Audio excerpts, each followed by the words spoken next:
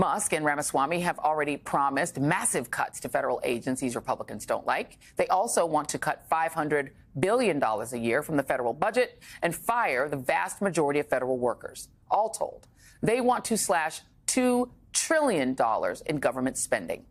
DOGE has no statutory authority and is essentially a presidential advisory commission that can make recommendations. Neither Musk nor Ramaswamy have any public service experience, but that's not stopping them. Their targets include the Department of Defense, Sesame Street, the IRS, the Department of Justice, and the Consumer Financial Protection Bureau. Here is how enthusiastic the Republican Speaker of the House, Mike Johnson, was about House Republicans' big meeting today with Elon Musk. Very productive meeting. Mr. Speaker, will you cut Medicare and Social Security? I'll just say this is a very productive meeting with Republicans from the Senate and the House today. No, I can't. I'm late for a portrait unveiling. Very productive meeting. Let me translate. In congressional speak to reporters, very productive meeting is what you say when you have absolutely nothing to say. It certainly is not the language used to convey enthusiasm. That is not full speed ahead language. And I'm late for a portrait unveiling is another way of saying I'm going to run away from this insanity as fast as I can right now.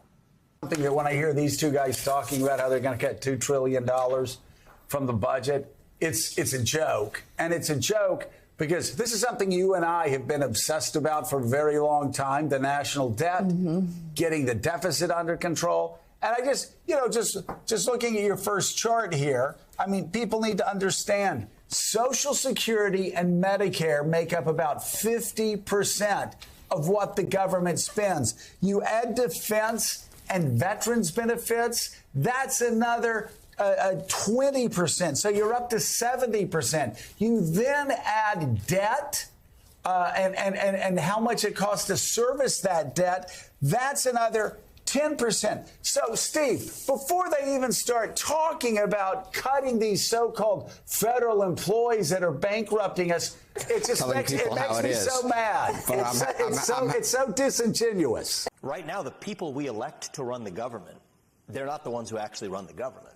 It's unelected and even in many cases unappointed federal bureaucrats that make most decisions that impact everyday Americans, both through the regulatory state and even through expenditures that go out the door from people who were not elected and not even appointed by those who were elected.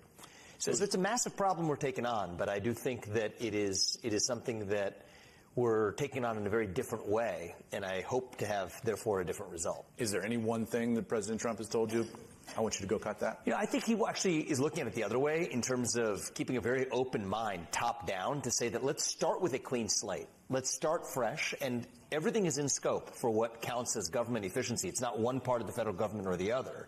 It's actually looking at it as a whole. Are we respecting the taxpayer dollar? In some ways, to use an analogy to those in this room, in the way that a CFO would look at their shareholder capital. In many ways, you are also stewards of capital, right? Your shareholders are the owners of your companies. I assume these are mostly publicly traded company CFOs in the room. Your duty is to the shareholder to ensure that that money is spent to maximize the size of their pie. You're their steward. I don't think the people who have historically spent government dollars view themselves in that same type of stewardship relationship with the taxpayer, who is like effectively the shareholder of the federal government.